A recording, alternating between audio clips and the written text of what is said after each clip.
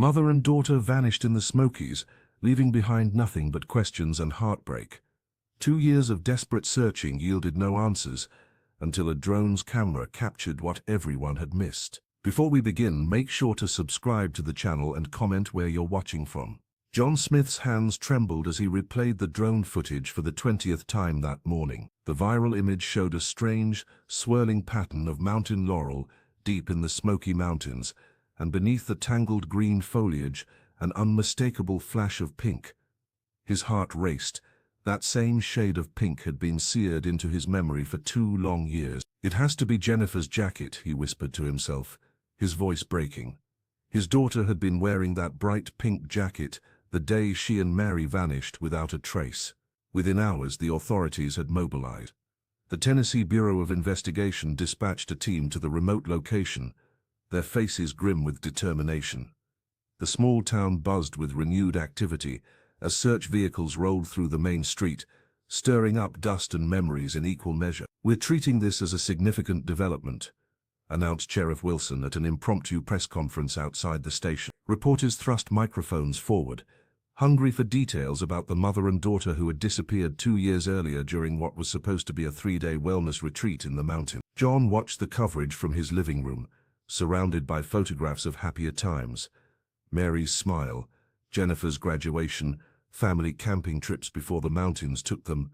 The pain felt as fresh as it had the day they were reported missing. He remembered the initial search parties, the helicopters, the dogs, all returning empty-handed as if the forest had simply swallowed his family whole. The wellness retreat had seemed innocent enough. Mary had been excited about it, talking for weeks about reconnecting with nature and bringing 14-year-old Jennifer along to share the experience. The last image anyone had of them was from a trail camera. Mary with her arm around Jennifer, both smiling as they headed deeper into the mist-shrouded forest.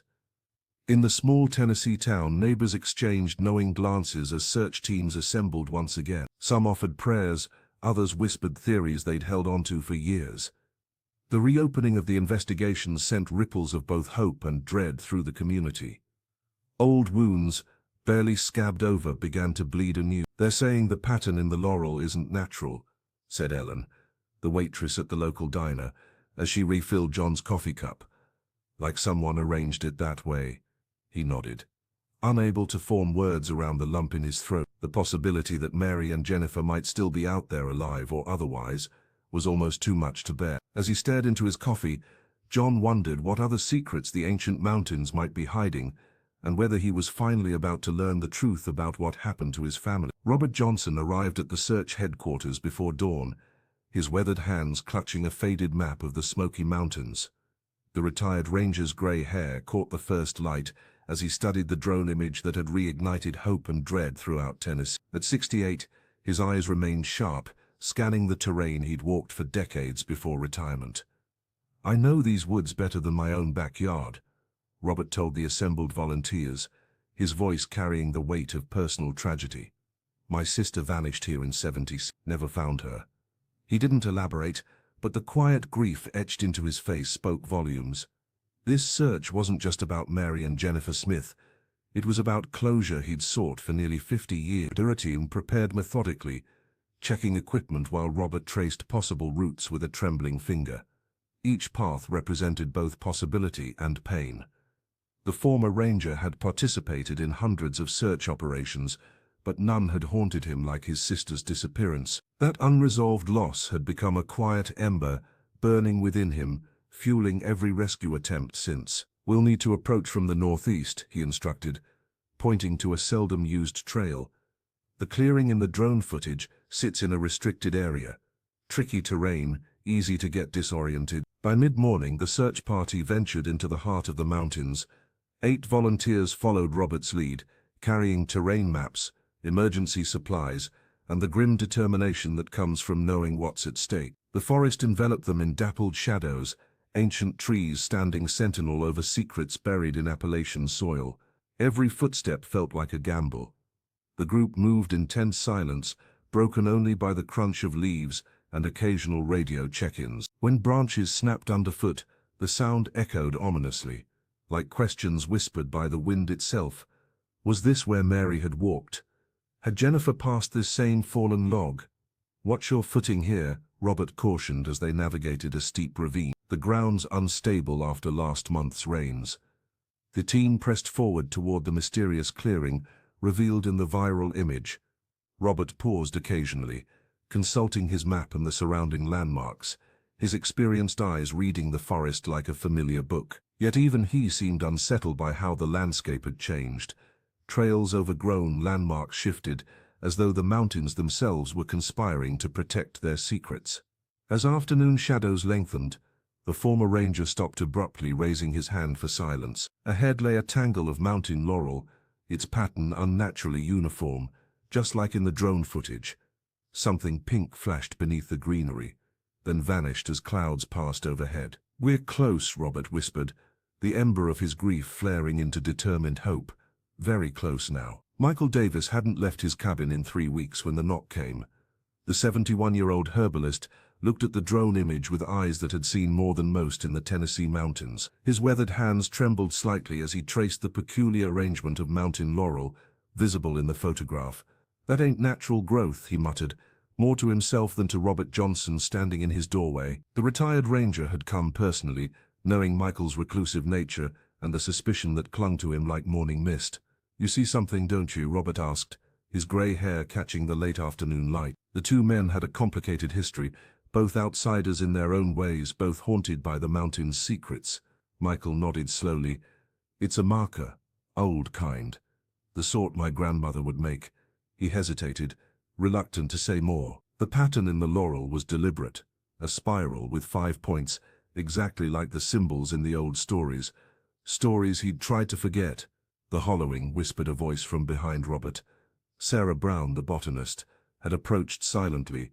"That's what they call it, isn't it? The elders mentioned it yesterday." Michael's eyes narrowed. Few outsiders knew of the hollowing, an Appalachian legend of grief, so profound it could tear holes in the world, creating pockets where time moved differently. Places where the lost could hide, neither alive nor dead, but somewhere in between. Mary Smith might have known about it. Michael said finally, "She came to me once, before the retreat, asked about plants that heal the spirit." I should have recognized what she was really asking. The town had always kept Michael at arm's length. His knowledge of herbs and forgotten pathways made him valuable but dangerous too, connected to the old ways, to magic that modern folks pretended to disbelieve while still crossing themselves at night. "I know trails the maps don't show," he offered, reaching for his walking stick. "Places where the laurel grows like that. If Jennifer and her mother found one of those spots." He left the sentence unfinished. Robert understood the implication. "You'll help us then?" Michael nodded, gathering his worn leather satchel of herbs and remedies. "Not for you, for them. No one should be lost to the hollowing without choice." As they prepared to leave, whispers already spread through town. Michael Davis was joining the search. The man who claimed to have seen ghosts repeating their final moments. The man who spoke to plants and listened to stones. Some said it was a good sign. Others crossed themselves when they thought no one was looking. What none of them knew was that Michael recognized more than just the pattern in the drone image. He recognized the hand that had shaped it, and it wasn't Mary's or Jennifer's. The Smoky Mountains seemed to have a will of their own as the search party ventured deeper into the wilderness. Trails that appeared on maps suddenly ended in thick underbrush, and familiar landmarks shifted positions overnight. Robert Johnson, with decades of experience navigating these woods, found himself disoriented more than once. "It's like the forest doesn't want us here," he muttered, wiping sweat from his brow as he consulted his compass for the 3rd time that hour. The retired ranger's instincts told him something was deliberately misleading them. 3 of Jennifer's friends from high school had joined the volunteers that morning, bringing with them memories that proved more valuable than any map. They huddled together during a brief rest, sharing stories with John Smith about his daughter's peculiar interest. "Jennifer was always talking about what she called silence places," said Amber, her voice hushed with reverence. "Spots in the forest where she said time felt different. She'd disappear for hours," added another friend, "then come back with these weird sketches and stories about echoes that answered questions you hadn't asked yet." John listened intently, his hands trembling slightly, as he absorbed this new information about his daughter. These weren't just teenage fantasies. They might be crucial clues. Michael Davis, observing from nearby, nodded knowingly. The old herbalista had heard such tales before. The girl was sensitive to the old ways, he whispered to Robert. She could feel what most folks can't. The sky darkened suddenly, clouds rolling in with unnatural speed. Within minutes, rain poured down in sheets, forcing the search party to seek shelter beneath a rocky overhang. The downpour lasted barely 20 minutes, but its intensity transformed the landscape. As they emerged from their shelter, Sarah Brown pointed toward the hillside. "Look," the botanist's voice carried over the dripping foliage. The rain had triggered a small landslide, washing away years of accumulated soil and vegetation. Where there had been only an impenetrable wall of mountain laurel now gaped a narrow opening, a path choked with twisted roots and moss-covered stones. Robert approached cautiously, examining the freshly exposed trail. This wasn't made by animals, he concluded, crouching to study the arrangement of stones. Someone maintained this path, kept it hidden. John pushed forward, hope lighting his features for the first time in days. "This leads deeper into the restricted area," he said, already stepping onto the hidden trail. The search party exchanged glances, a collective understanding passing between them. Perhaps the mountains weren't resisting them after all. Perhaps after 2 long years, the forest was finally ready to reveal one of its closely guarded secrets. The search team's footsteps echoed through the shallow, dry cave as Robert Johnson's weathered hands carefully brushed away years of accumulated dirt. His breath caught when the corner of something colorful peeked through the soil. With trembling fingers, the retired ranger extracted what appeared to be a sketchbook, its once vibrant cover now faded and warped by exposure. "It's Jennifer's," John Smith whispered, recognizing his daughter's prized possession immediately. The father's eyes welled with tears as he gently opened the book, afraid it might crumble at his touch. Despite the damage, the drawings inside remained hauntingly clear. Page after page revealed Jennifer's artistic talent, but more disturbing were the cryptic symbols scattered throughout, intricate patterns that seemed to dance across the paper. Some resembled ancient runes, others appeared more like mathematical equations, all rendered with obsessive precision. "These mountain vistas," Michael said, pointing to several landscape sketches. "They're from viewpoints most hikers never find." The elderly herbaliste's brow furrowed as he studied the drawings. His knowledge of the Smokies' hidden places proved invaluable, as he identified landmarks that might help narrow their search area. But it was a portrait on the final pages that silenced everyone. A woman with piercing green eyes stared back at them, her wild hair reminiscent of mountain laurel branches, twisted and flowing. No one in the group recognized her face. "That's not Mary," John confirmed, his voice hollow with disappointment and fresh confusion. The team pressed deeper into the cave system, where Sarah Brown spotted something glinting in the beam of her flashlight. Near the rusted remains of what appeared to be a Prohibition-era still, Mary's silver bracelet lay partially buried in the dirt. The botanist carefully retrieved the jewelry, noting how the metal had tarnished but remained intact. "Look at this," Robert said, examining the bracelet under his pocket light. Etched into the silver were the same strange symbols from Jennifer's note. The coincidence was too perfect to be random. These markings clearly meant something. Michael traced the symbols with his finger, his 71 years of mountain wisdom evident in his focused expression. "These aren't random," he muttered. "They're coordinates. Directions, maybe. A map." Only they could read. The team huddled around the 2 discoveries, comparing the symbols in the sketchbook with those carved into the bracelet.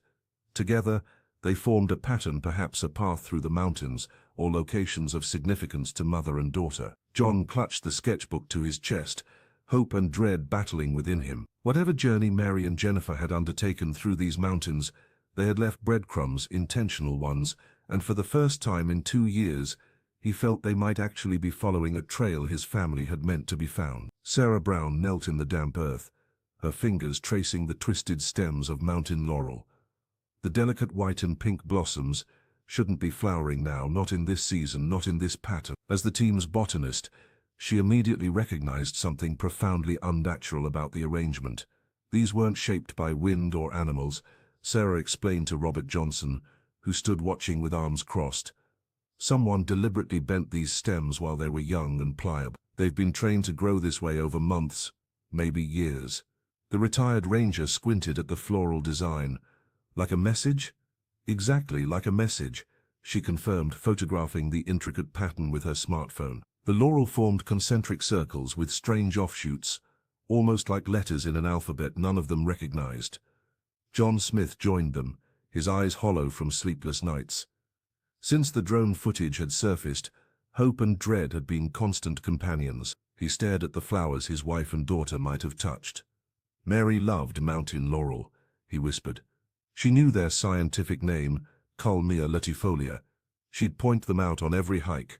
Michael Davis hobbled over, leaning on his walking stick. The old herbalist's knowledge of local plants was unmatched, though many in town kept their distance from him. The old-timers called this calico bush, Michael said, used for spoons and tools, but arranged like this. He shook his head. This is intention, this is communication. That afternoon their investigation took an unexpected turn when a hiker approached their base camp. The young man had found an abandoned field recorder wedged between rocks nearly a mile from the laurel clearing. Thought it might belong to someone in your search party, he explained, handing over the device. The team gathered around as Robert connected the recorder to portable speakers. At first, they heard only the expected sounds, wind rustling through trees, distant bird song, the occasional snap of twigs. But then, buried beneath these natural sounds, a voice emerged, soft, almost imperceptible. She's not gone, she's waiting. The blood drained from John's face. That's Jennifer, he whispered, gripping the edge of the table. That's my daughter's voice. Sarah replayed the segment, enhancing the audio. The voice was unmistakable. Jennifer Smith, speaking clearly but quietly, as if afraid of being overheard. She's not gone, she's waiting. The phrase hung in the air, echoing through the tent and through their minds. Who wasn't gone? Mary, or was Jennifer referring to herself in the third person? And who was waiting and for what? The mountain laurel's unnatural blooming and the whispered message on the recorder formed pieces of a puzzle growing more complex by the hour. Whatever had happened to mother and daughter in these mountains, it was becoming increasingly clear that their disappearance was no ordinary missing persons case. Robert Johnson's weathered hands trembled as he carefully opened the unmarked envelope that had been slipped under his cabin door. The retired ranger's breath caught in his throat. The handwriting inside, delicate yet determined strokes of blue ink, was hauntingly familiar. It matched the flowing script from the birthday cards, notes and letters his sister had written before she vanished into the Smoky Mountains nearly 50 years ago. This can't be, he whispered, his 68-year-old frame sinking into his worn armchair. The paper contained a set of coordinates and a single cryptic line, "Where silence sings loudest." Robert ran his fingers through his grey hair, memories flooding back of endless searches, of hope gradually fading to grief. He immediately called Michael Davis. The solitary herbalist had been skeptical about joining the search for Mary and Jennifer Smith, but this development might change things. The handwriting, Robert explained, voice cracking. It's Ellen's, or someone who writes exactly like her. Bring it to the base camp, Michael replied, his 71 years of mountain wisdom evident in his measured tone. Some patterns repeat themselves in these woods. By morning, the search team gathered around a map, plotting the mysterious coordinates. Sarah Brown, the team's botanist, noted they pointed to an area where mountain laurel grew particularly dense, similar to the pattern captured in the drone footage. This connects your sister's disappearance to the Smiths, John said, hope and dread mingling in his eyes. What if they're all part of the same? A volunteer burst into the tent, face flushed with panic. Fire, the western ridge is burning. Outside, dark smoke billowed over the distant peaks, curling skyward like malevolent spirits. The wildfire had started suddenly, perhaps from a lightning strike or careless camper, and was spreading rapidly toward their search zone. The air grew thick and acrid, burning their throats and stinging their eyes. We need to evacuate, Robert announced, though the words felt like betrayal. Now, panic rippled through the group. 2 years of searching, and now this. Flames threatening to devour whatever evidence remained of Mary and Jennifer Smith. The coordinates, the laurel pattern, the pink jacket, glimpsed in the drone footage, all might be reduced to ash before they could uncover their meaning. As they hastily packed equipment, John clutched the letter, his knuckles white. "We can't lose this chance," he insisted. "My wife and daughter could still be out there." Robert placed a steady hand on his shoulder. "The mountains have kept their secrets for 50 years. They can hold them a few days more." The fire roared closer, consuming the forest that had swallowed so many lives, so many aunts. As they retreated down the mountain, Robert couldn't shake the feeling that the blaze wasn't just an obstacle, it was a warning. As the wildfire subsided, leaving behind a scent of ash and charred pine, Michael Davis knelt in his garden, hands trembling as they brushed away soil from a small tarnished object. The 71-year-old herbal guide stared in disbelief at what he'd uncovered. Jennifer Smith's childhood locket, its once shiny surface now dulled by exposure to the elements. "I swear I haven't seen this in years," Michael whispered to Robert Johnson, who stood watching with concern etched across his weathered face. The retired ranger stepped closer, his grey hair catching the afternoon light as he examined the necklace. "Are you certain it's hers?" Robert asked, though both men already knew the answer. The discovery sent ripples through the search team. How had Jennifer's locket ended up buried in the old herbal guide's garden, miles from where she and Mary had vanished? Michael's eyes grew distant as he finally shared a secret he'd kept buried deeper than the jewelry. Tales of a woman who had lived alone in the deepest part of the Smokies for decades. A figure locals whispered about but rarely saw. "Some say she doesn't age," the herbal guide explained, his voice low as the team gathered around his wooden kitchen table. "I met her once, when I was young. She knew things about the mountains no one should know." Sarah Brown, the team's botanist, spread satellite images across the table, pointing to the clearing where the drone had captured its mysterious footage. "Look at these time-lapse photos," she said, tracing the outline of Mountain Laurel with her finger. "The clearing is changing shape." The team leaned in, comparing images taken months apart. The laurel patterns shifted subtly between seasons, forming different configurations that seemed intentional rather than natural growth patterns. The vegetation moved as if guided by invisible hands, creating symbols similar to those found in Jennifer's sketchbook. "The landscape is alive," Michael murmured, recognition flickering in his eye. "It's what the old stories called breathing land, places where the forest itself communicates." John Smith stared at the images, hope and dread battling across his face. For 2 years he had carried the weight of his missing wife and daughter. Now holding the locket that once hung around Jennifer's neck, he sensed they were running out of time. "If the clearing is changing," Robert said, "then our window for answers might be closing. The mountains don't give up their secrets easily." As darkness fell, the team worked frantically, overlaying maps with the changing patterns, searching for a message in the living landscape. Outside, wind whispered through the trees, carrying echoes that sounded almost like distant singing, a melody just beyond understanding, as if the forest itself was trying to speak. "Damn." The shout echoed through the makeshift command center as a young volunteer fumbled with the drone footage controls. His face flushed with embarrassment as he realized he'd accidentally deleted a critical segment of the video that showed the mysterious laurel pattern. Robert Johnson placed a weathered hand on the young man's shoulder. "Technology," the retired ranger muttered, shaking his gray head. "Always failing when you need it most." The team's spirits plummeted. After weeks of searching, this footage had been their most promising lead in understanding what happened to Mary and Jennifer Smith. Sarah Brown, who had been analyzing the plant formations, slumped in her chair, defeat etched across her face. "Wait," called the IT specialist they brought in from Knoxville. "I might be able to recover some of this." Her fingers flew across the keyboard, face illuminated by the blue glow of the monitor. The room held its collective breath as she worked. The only sound the clicking of keys and the occasional sigh. 3 hours later, she sat back. "I couldn't save the video, but I extracted some still frames." She pulled up an image on the screen that made everyone lean forward. The resolution was unexpectedly sharper than the original footage, a quirk of the recovery process revealing something they'd missed before. "Those are footprints," John Smith whispered, his voice breaking. He pointed to distinct impressions in the soil beside the swirling laurel pattern. "Human footprints."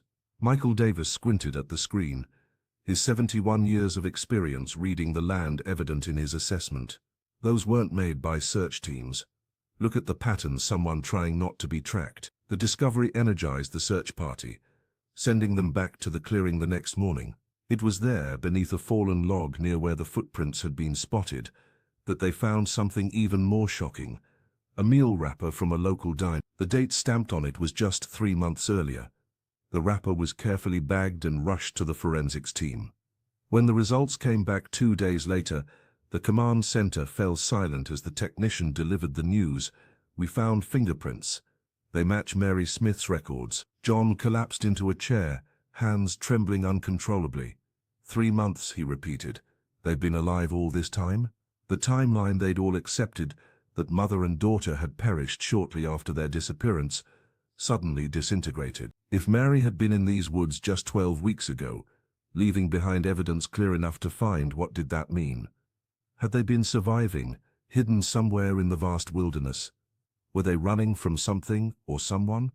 Robert exchanged a knowing glance with Michael. The old herbal guide nodded slightly, confirming what they both suspected.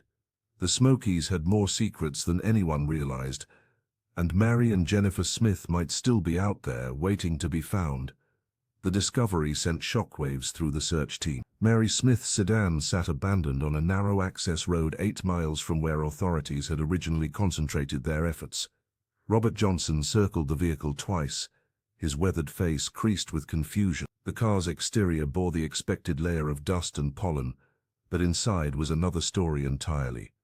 "It's pristine," he muttered, flashlight beam sweeping across immaculate upholstery. No debris, no signs of hasty departure, and strangest of all, no evidence of the 2 years of exposure to the elements it should have endured. The dashboard gleamed as if recently polished. Even the leather steering wheel showed no cracking from sun exposure. Sarah Brown ran a gloved finger along the passenger seat. "Someone's been maintaining this vehicle," she said, exchanging troubled glances with the retired ranger. "Regularly." The discovery shifted the investigation's trajectory dramatically. If Mary's automobile had been cared for, what did that suggest about Mary herself? The team catalogued everything, a map in the glove compartment, with circled locations deep in the restricted zone.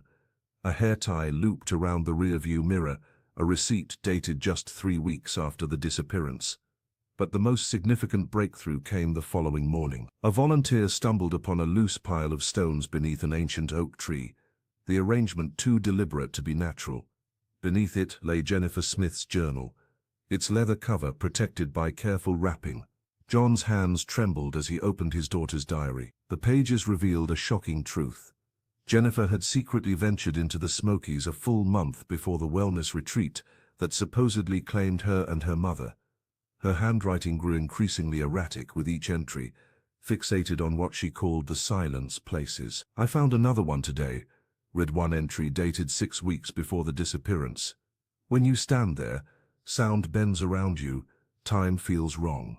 I swear I heard Mom calling my name, but when I turned I saw a woman who looked like her but wearing clothes from another era." Jennifer had mapped these anomalies throughout the mountains, describing spots where memory and time twist together like vines.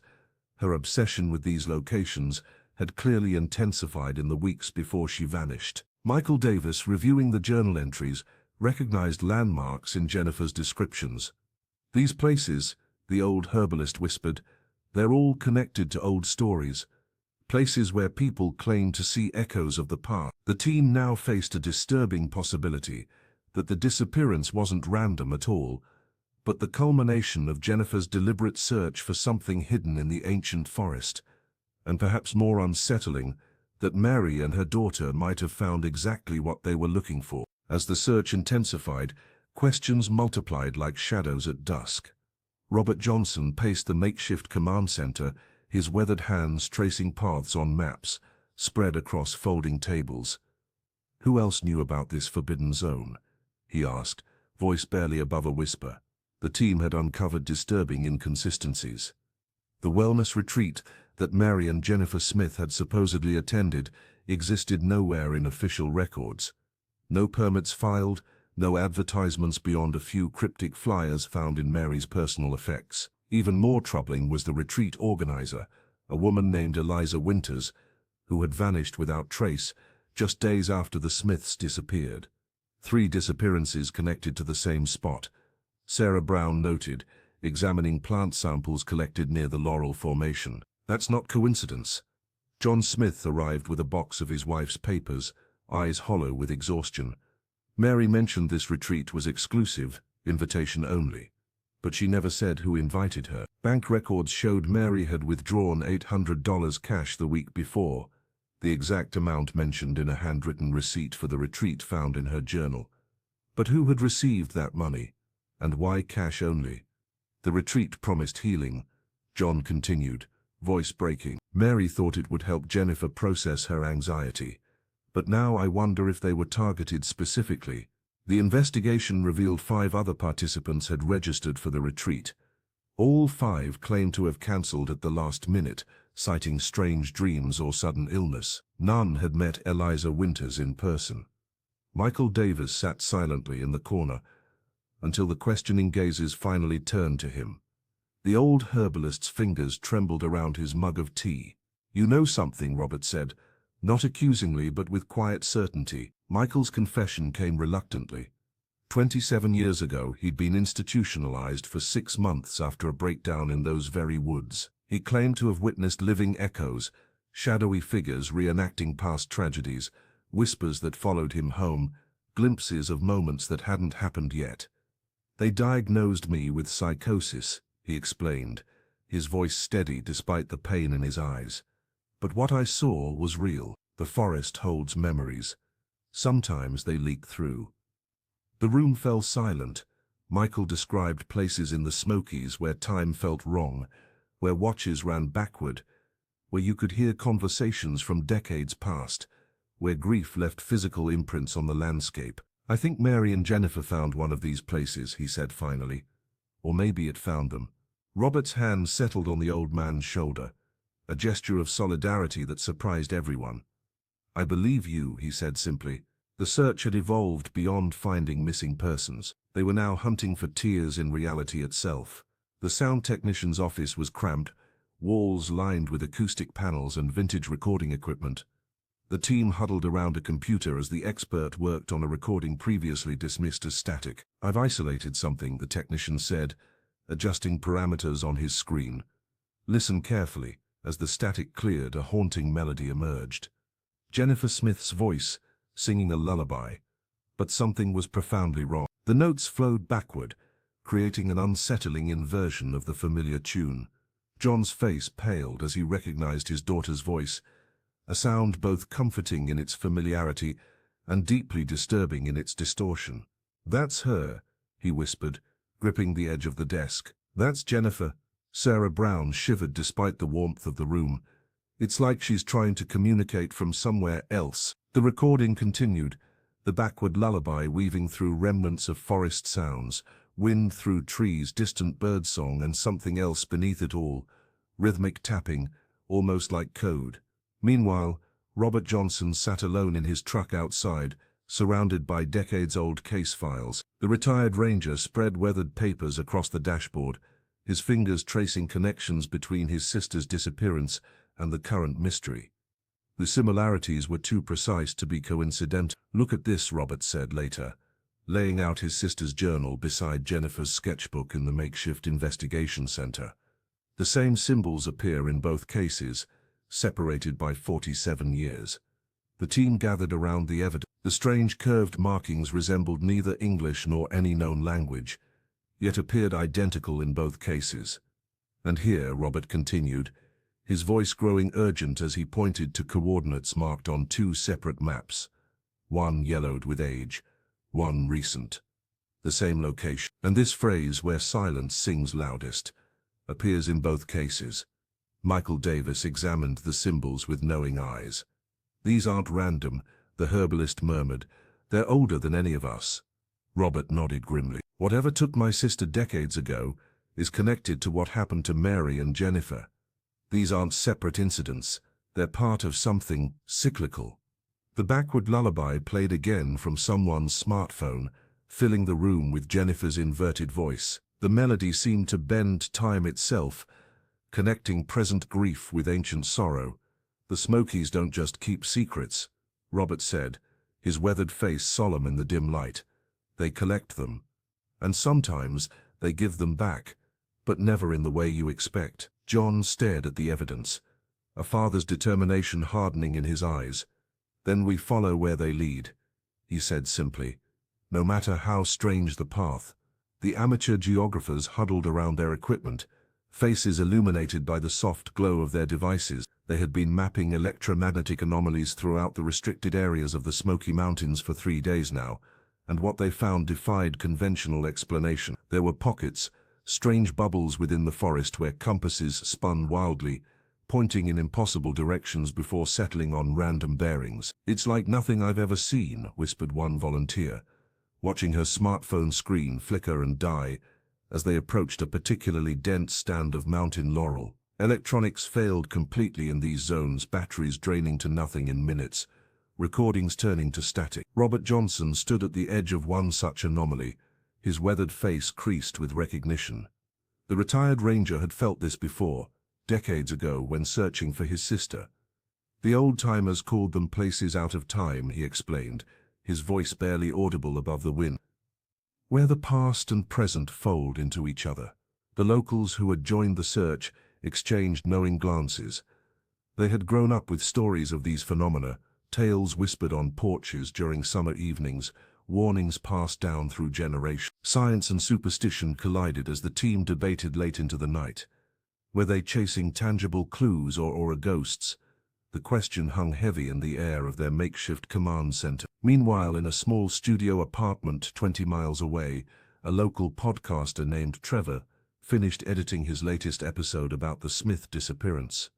His dramatized retelling had gained unexpected traction, with listeners from across the country tuning in. What Trevor didn't realize was that the background image he'd used for his podcast cover, a photo of the clearing's changing pattern, would accidentally expose real evidence. The image spread rapidly online, eventually catching the attention of Sarah Brown, who forwarded it to a colleague. This botanist, working 3 states away, immediately recognized something the search team had missed. The laurel's formation wasn't random at all. The plants had been deliberately arranged, pruned and guided over time.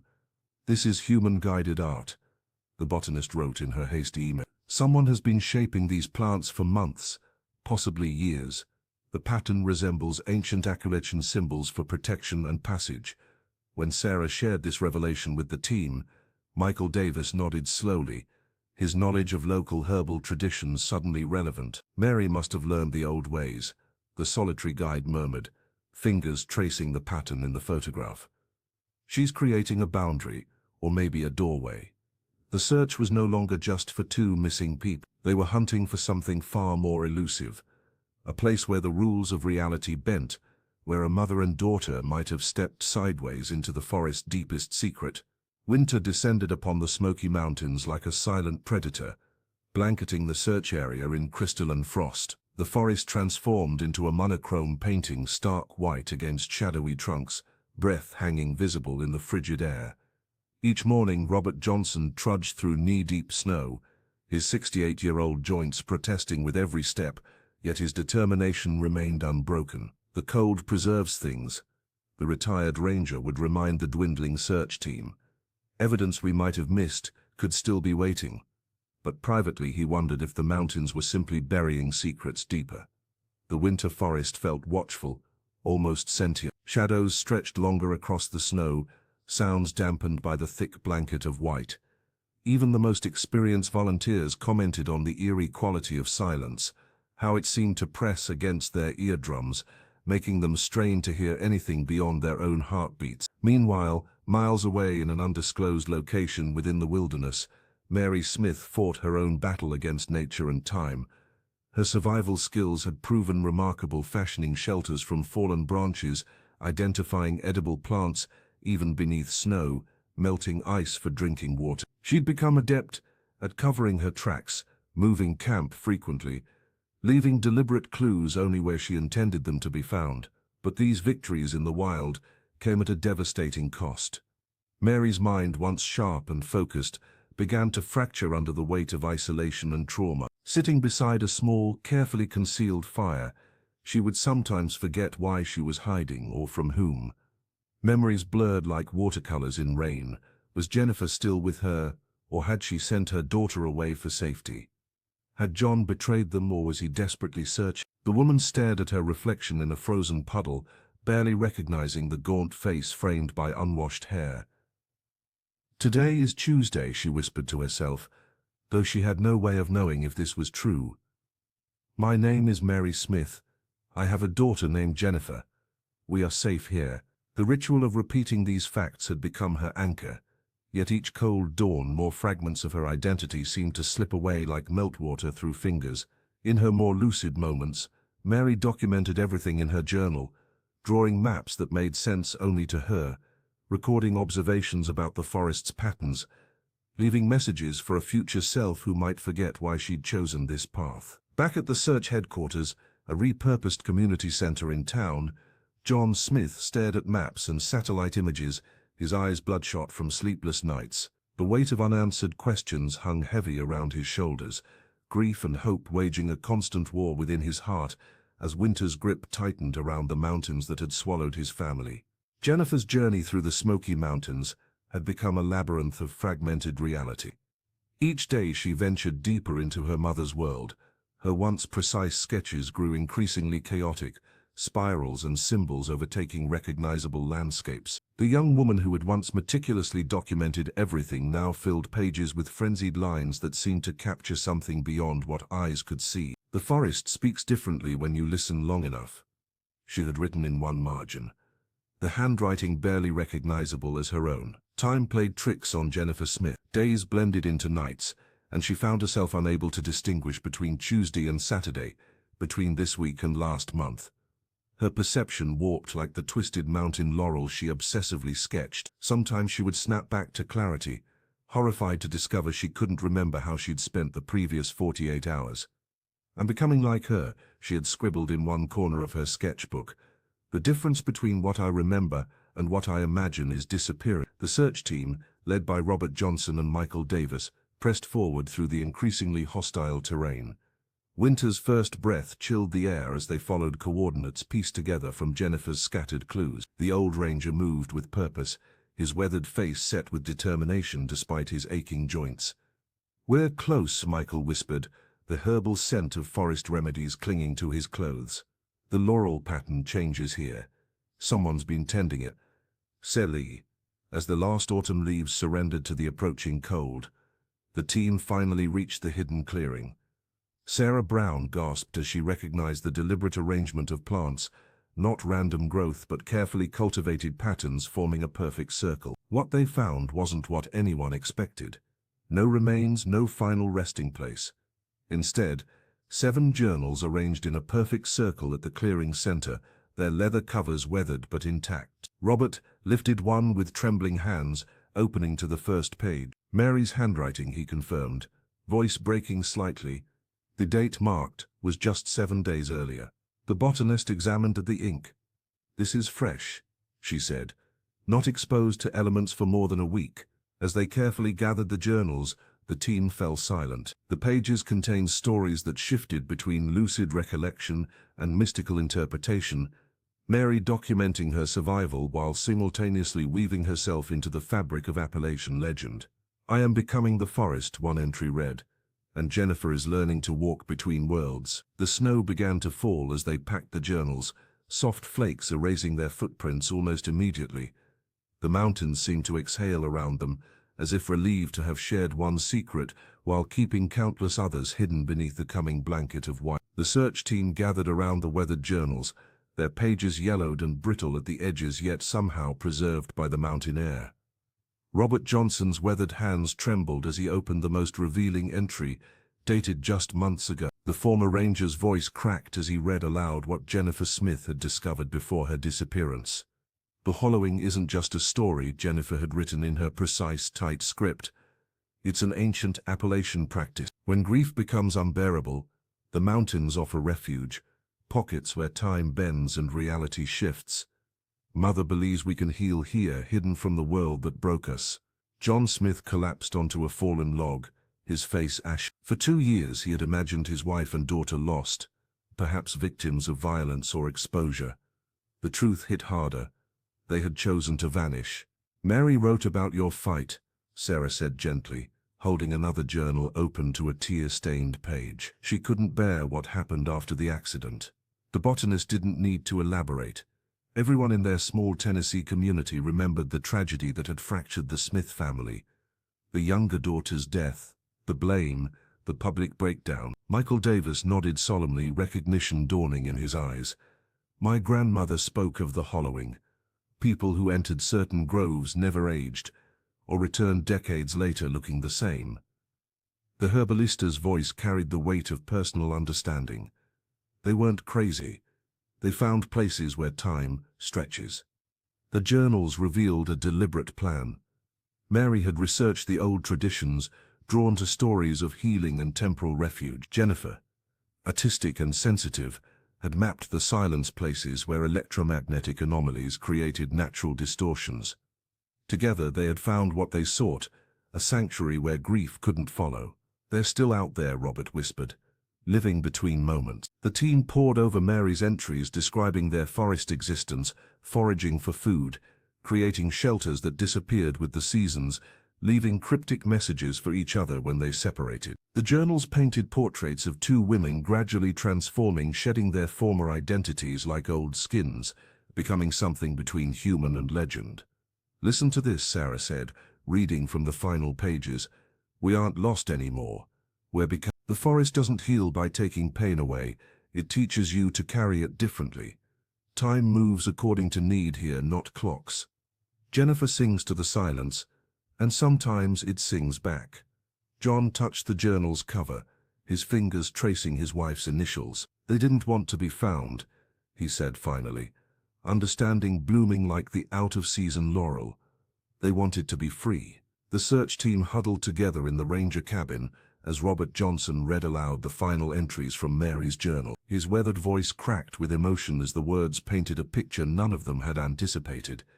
The Smoky Mountains weren't merely scenery for this tragedy. They were an active participant, perhaps even orchestrating it all. "The forest breathes with us," Mary had written. "It bends time around grief, creating pockets where the wounded can heal outside the world's reach." John Smith sat with his head in his hands, tears streaming silently down his face. For 2 years he'd imagined his wife and daughter lost, perhaps victims of violence or exposure. Never had he considered they might have chosen to vanish, seeking refuge in the mysterious folds of the ancient forest.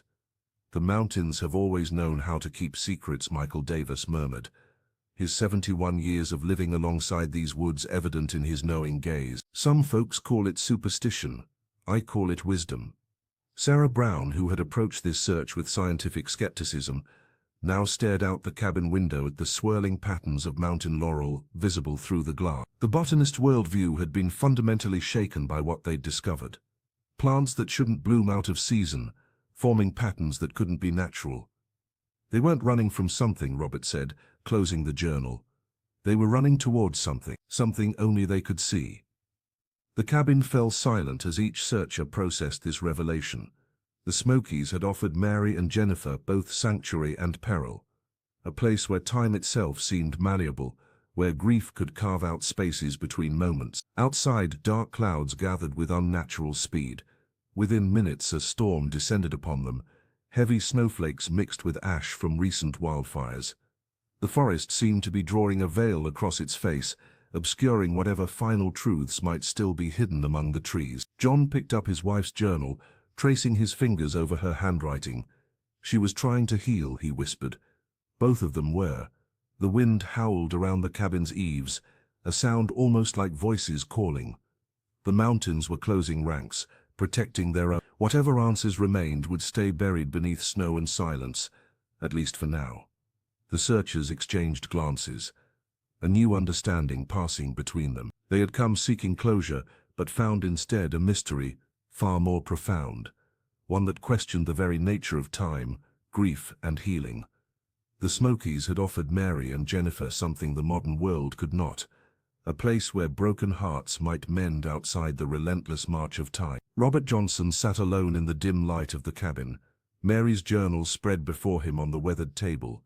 His fingers traced the hurried handwriting that filled page after page, each word a fragment of a life suspended between worlds. The retired ranger felt the weight of decades pressing down on him, not just the burden of Mary and Jennifer Smith's disappearance, but the ghost of his own sister that had haunted him since the 70s. "Some things aren't meant to be found," he whispered to the empty room. "Some answers aren't meant to be given." The old man understood now what the mountains had been trying to tell him all these years. The Smokies weren't just a place where people disappeared. They were a sanctuary for those who needed to vanish, a refuge where time bent and folded upon itself. The journals weren't just records. They were Mary's gift to the world she'd left behind, her attempt to explain the unexplainable. Outside, snow fell in thick, silent curtains, muffling the world beyond the cabin walls. Robert closed his eyes, remembering his sister's face, so similar to Jennifer's in those sketches, young and searching, drawn to the same mysteries that had claimed the Smith women. "They chose this," he murmured, understanding finally washing over him like a gentle tide. "They weren't take, they stepped through." The journals detailed Mary's discovery of the hollowing, places where grief carved pockets in reality, where those burdened by too much pain could slip sideways into a different kind of existence. Not death, but not quite life either. Something in between, something the mountains had sheltered for generations. Robert gathered the journals carefully, knowing they belonged to John now, the only closure the grieving husband might ever receive. Suddenly, in the stillness of Ellen's old ranger cabin, a sound cut through the quiet. The broken speaker in the corner, dead for years, crackled to life with a soft hiss of static.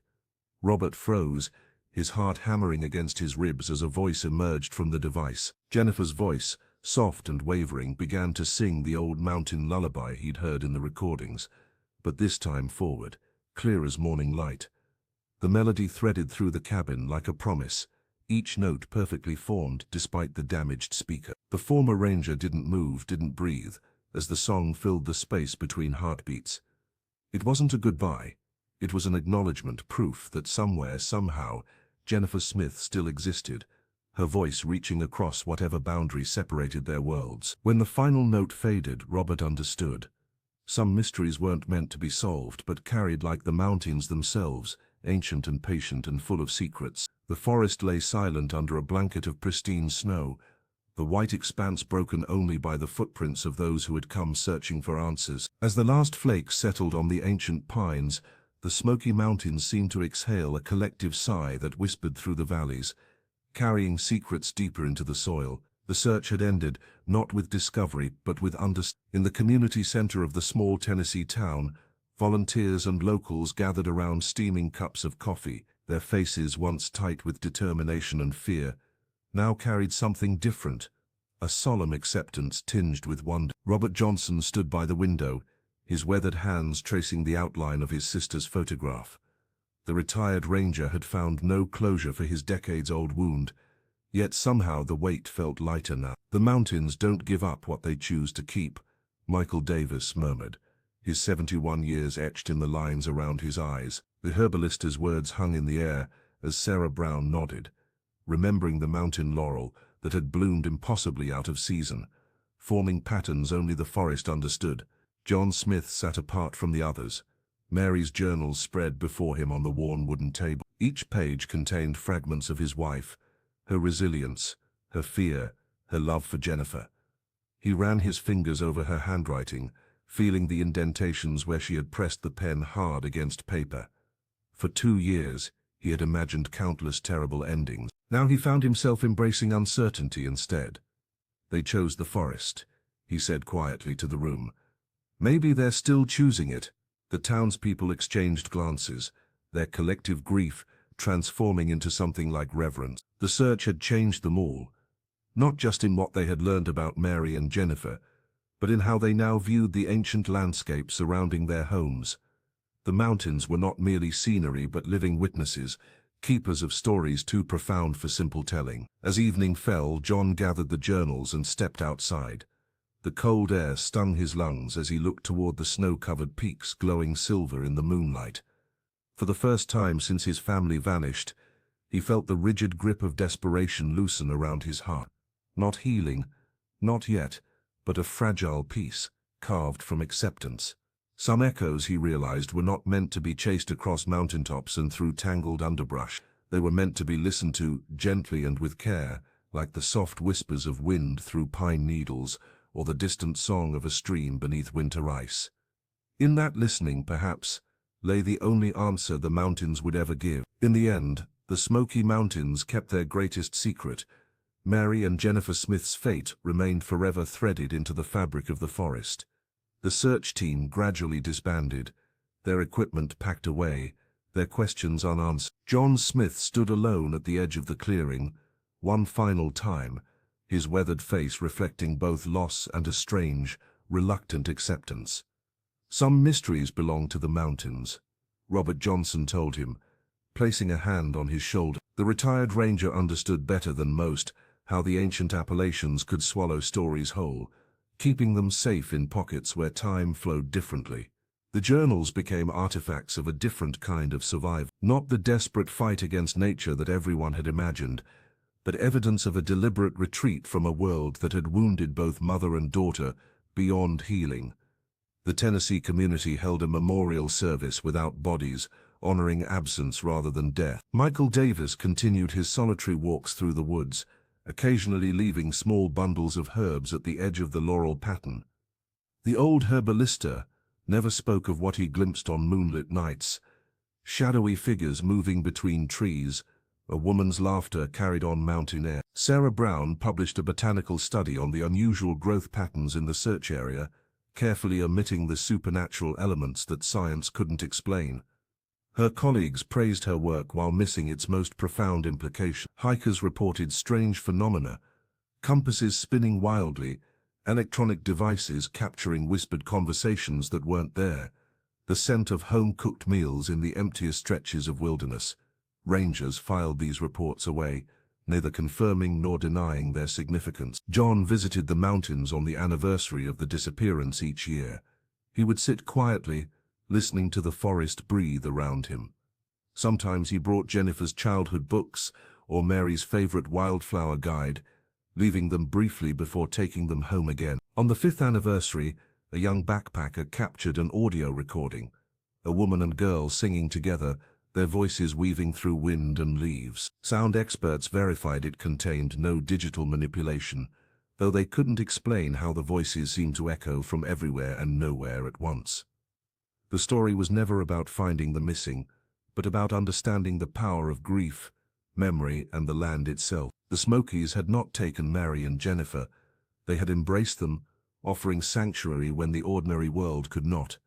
And just like that, with each passing season, the forest whispered again, not answers but reminders that some bonds transcend ordinary understanding, existing in that liminal space where love and loss become something else entirely, something as enduring as the mountains themselves.